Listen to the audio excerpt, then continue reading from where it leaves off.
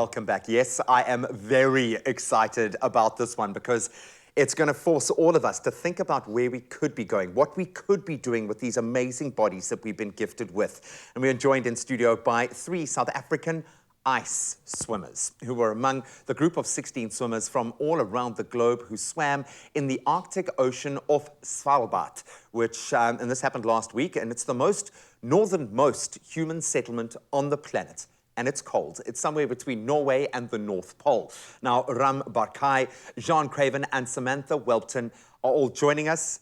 Very warm this morning, I would imagine. Guys, welcome to our show. Great to have you here.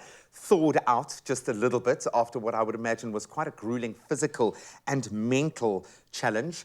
But let's go back to the beginning. Ram, maybe I can start with you. You started the association back in 2009 to formalize the sport of ice swimming. Where did it start? Were you just really cold in the Atlantic Ocean one day and thought, I must make this a sport? When did this idea to formalize this community, this group around you, begin, and where is ice swimming now? It started, it's a journey, you know. Obviously, when you look back to a lot of people, it looks like I woke up one morning and said, let's start ice swimming. I had a bad dream and let's go for it. But it was actually a journey. In Cape Town, we have cold water, and I started to realize what a big factor cold is in swimming. People don't talk about this. They talk about, I swam here, I swam this, I did this. And I realized that the water temperature plays a huge factor in swimming. So I started swimming. Somehow I ended up in Antarctica 2008, and I realized... As one does, yeah. On a holiday, and I swam a kilometer. And I came back and I realized I'm not a superhuman. If I can do it, many people can do it. Then I done another swim, and then I realized that there's a whole world out there. It's almost like you open a door, you know, to the secret garden, well, of ice, if you can say. Down the rabbit hole, yeah. Exactly, of possibilities, because we all grew up with, it's dangerous, you're gonna die, it's risky, you don't do that. Come winter, you go into the warm pool. So it just opened a whole world, and that world also included Antarctica, all places that, for me, until 10 years ago, 13 years ago, it was like, okay, we're going to go to the moon on a holiday. Yeah, it's completely how do we do that? Yeah. So now we're going to Antarctica, and it sounds quite normal, surreal. So that world obviously had to have some sort of infrastructure and rules, so I started doing all the set up an infrastructure for rules, parameters, rules, regulation, and promoting it. And so now we have swimmers, members from 86 countries around the world. Wow. We have events all around the world. We have the next World Championship in France, in the French Alps, in January. You are all welcome to join us. Thank you, thank you. I'll give you free entry fees. I love that. So now you've brought it to a place where people have their tribe. People have their community around them. Samantha, you've joined this community. What on earth is wrong with you? Why would you choose to do this? What drew you into this incredible realm? You know, as Ram said, this new world of possibilities. What sparked the interest for you? It's definitely growing up or being around water. And you want to push your limits, and you want to see what you are capable of, and you start swimming in the cold water in our Atlantic Ocean.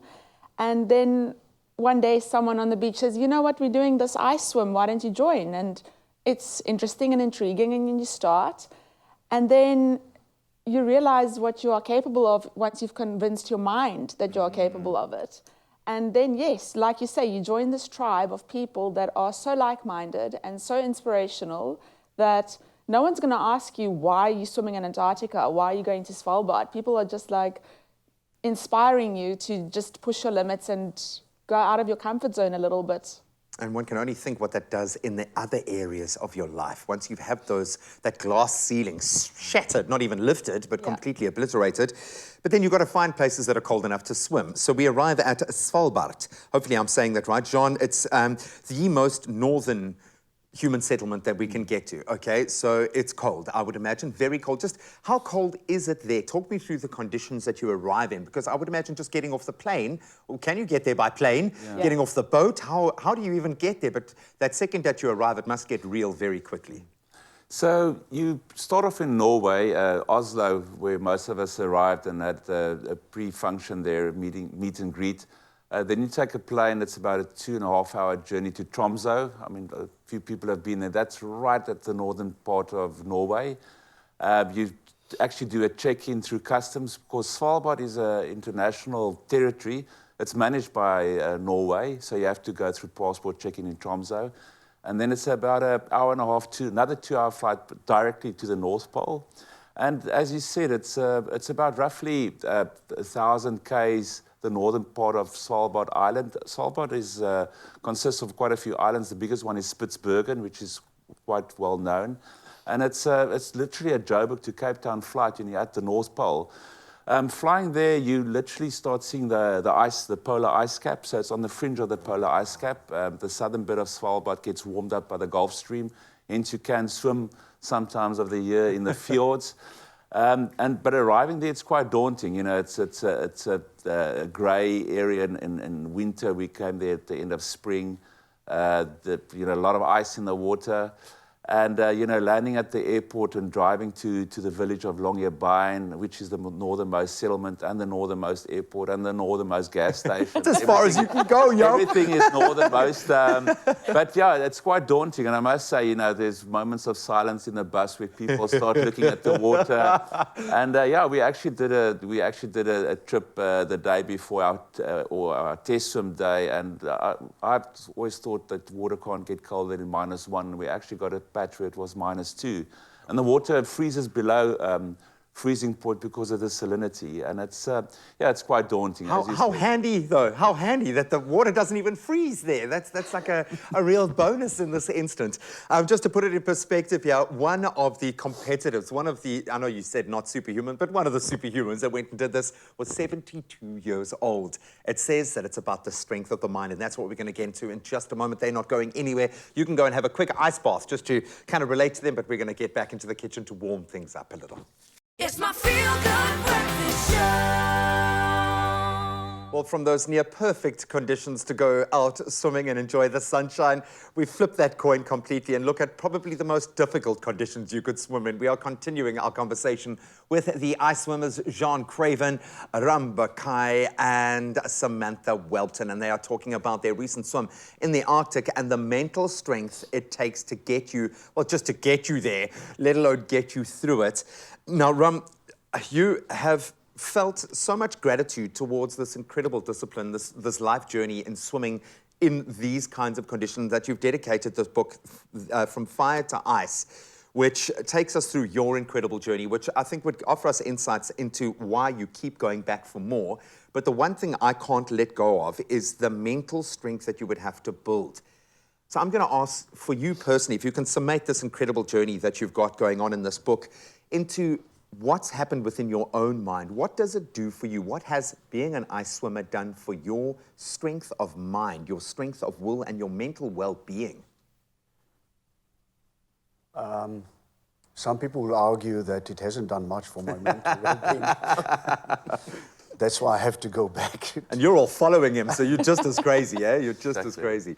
All got problems. You know, the mental part is always a fascinating part, because it's not an exact science that you can go and measure the temperature and exactly what it does to you.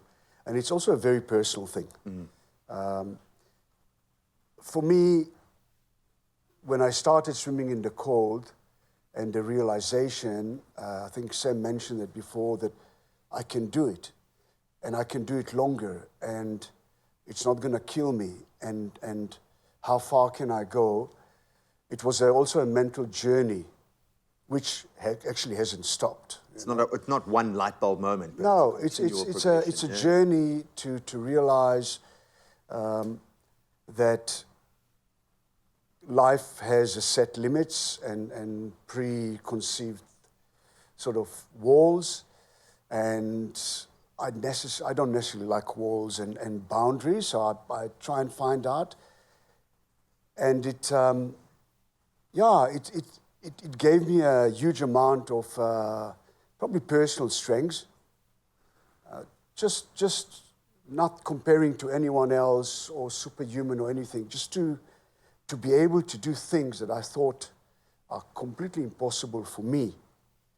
And to see other people coming and doing things that they thought were impossible for them does give you a huge mental satisfaction and mental strength. But also there's something else in the ice, and people always ask you, and there's a lot of talk about this, dipping in the cold water, what does it do to you? There's a lot of, gives you endorphin and everything. Yeah, the ice is a very, there's science behind it, but the thing about the ice that everything is very condensed. Sometimes we compare a 1 kilometer swim to an Ironman. Wow. It takes you 12 hours, but we do it in 15 minutes if we're lucky. Everything is highly condensed, and things happen very, very quickly. So if in Ironman it takes you 4 hours to get tired, in ice swimming it takes you 2 minutes, and suddenly, oh my God, I can't feel my hands and everything. And the same with regard to the benefits. So Sam needs to go and do an Ironman to get 2 hours of endorphin. I need to go and do 20 minutes ice swim, and I'm on the same high for the rest of the day. So it's very condensed. But that being said, you also then know what's coming the next time you're going to do this. And that, I keep thinking, like the fear that must have an opportunity to take seed and then grow and then build. What actually happens when you jump in the water, Jean? What goes through your mind and your body and your system? How much of a shock is it when you enter into this place, especially knowing how much you've had to build it up in your mind? I think that's very true. The previous similar swim we did was in Antarctica in 2018. And, being the first one, there's a lot of excitement around the swim. You jump in, it's a beautiful place to swim. Then the shock hits you, and, it's like a real fuss bait for, 15, 20 minutes of your life. That's what it's about. Try and get it over with as quickly as possible. But then, the recovery post that half an hour of literally trauma, literally going into a death zone where you touch the fringes of, cardiac arrest. It's a dark place that you go through the recovery. And I often think people have mental problems, that go through this journey knowingly and, on their own will. But this was, I think, one of the biggest challenges, again, in Svalbard, knowing where you're going to go, knowing what you need to put yourself through, the recovery that's still ahead. And, that silence before, that half an hour before, 20 minutes, 10 minutes, 5 minutes, 1 minute, before you get into the water is hectic. You just want to get out of there, but this is ahead. Fight You've got to do it. Flight, and it's jumping in, and it's like attack from the first minute for 20 minutes and just hanging there. Oh, Sam, I'm going to round off with you very quickly now, knowing that one of the oldest members of your group was 72 years old. What does that mean to you and your own kind of idea of boundaries?